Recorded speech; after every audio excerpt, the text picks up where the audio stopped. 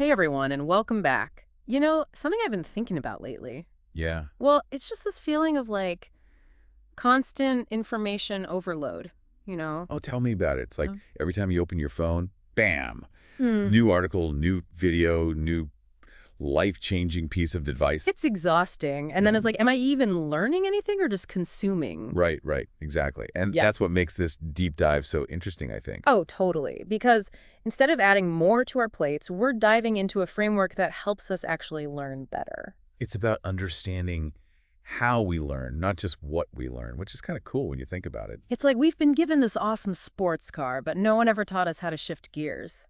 I like that analogy. So, are you ready to put this learning framework to the test? Absolutely.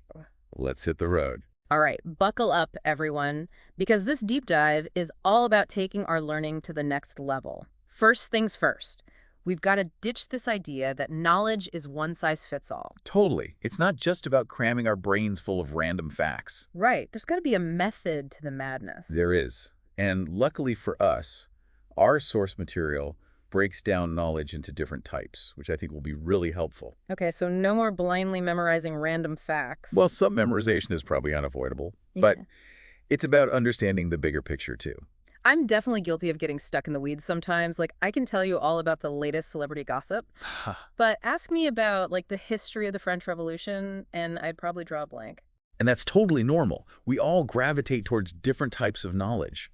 But this framework helps us see where those gaps might be. And how we can start to fill them in a way that makes sense for us. Exactly. So our source material breaks down knowledge into four main types.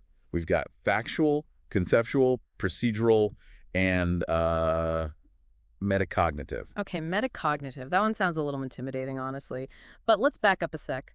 Factual knowledge.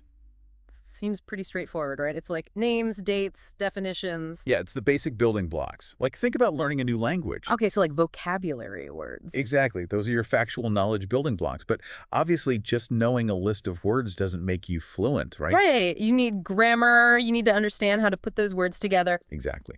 And that's where conceptual knowledge comes in.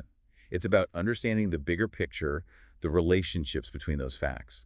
So it's not just knowing the definition of a word, it's knowing how to use it in a sentence, how it connects to other words and ideas. You got it. It's about seeing the patterns, the underlying principles. Okay, so we've got our facts, we've got our concepts.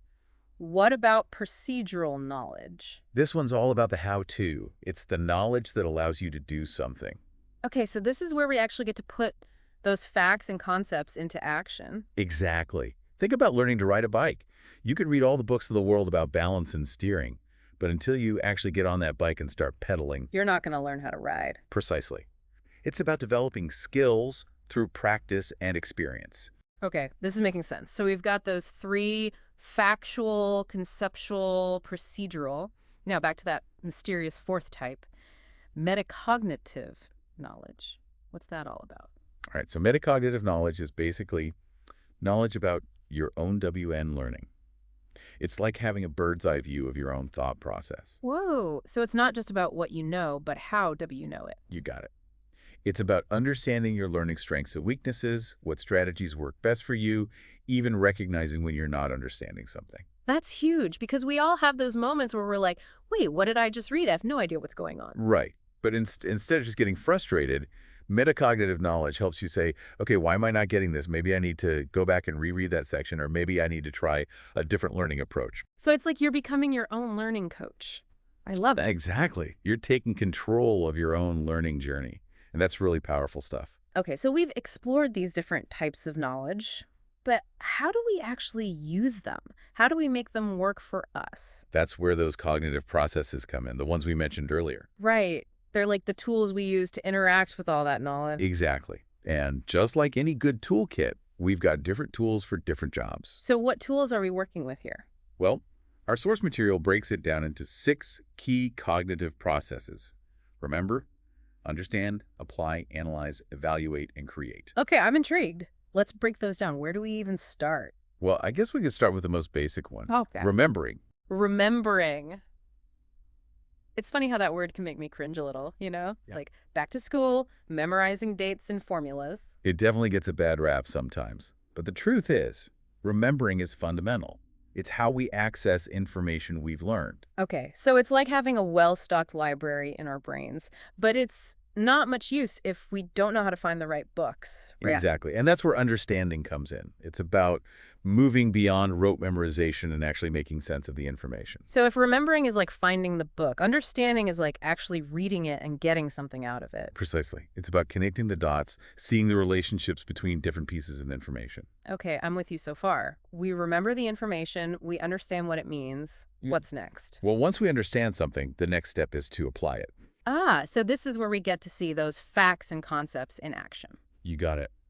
Our source material talks about using geological maps to assess the likelihood of volcanic activity. That's a perfect example of taking that theoretical knowledge and putting it to practical use. Okay, that makes sense.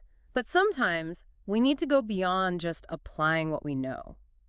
Sometimes we need to dig a little deeper, right? Oh, absolutely. And that's where analyzing comes in. Analyzing, so like putting on our detective hats and looking for clues. Exactly. Analyzing is about breaking down information into its component parts, looking for patterns, and understanding how those parts relate to each other. Our source material gave that example of analyzing commercials to see the different persuasive techniques they're using. Right. It's about thinking critically and not just taking things at face value. Love that. Okay, so we've remembered, understood, applied, and analyzed. What's left? Well, once we've analyzed something, we can start to evaluate it. Evaluate, you mean like judging it? In a way, yes. Yeah. It's about determining the value of information, its credibility, its relevance. Okay, so this is where we figure out if that information is actually useful or if it's a bunch of baloney. Exactly. And finally, we get to the really fun part. Create. Create. Now we're talking. Right. This is where we get to be innovative, to use our knowledge to generate something new. Our source material talks about designing a habitat for a specific species. That's such a cool example of taking what we know and making something awesome out of it. It is. And, what's really cool about this framework is that it shows us how these different processes work together. Totally. I'm already starting to see how remembering ties into understanding, which then leads to applying and analyzing. It's like a chain reaction. Exactly. This whole deep dive has been a chain reaction of aha moments for me. Yeah. We've learned about the different types of knowledge, the cognitive processes we use to interact with that knowledge. And how important it is to align our learning approach with our goals. Right. So if anyone out there is feeling stuck in a rut, like they're just not learning as effectively as they could be, I hope this conversation has sparked some ideas. Me too. Because at the end of the day, learning isn't just about, passing a test or getting a good grade. It's about growing as a person, expanding your horizons. It's about embracing curiosity and never losing that sense of wonder. And on that note, this has been another Deep Dive. Thanks for joining us.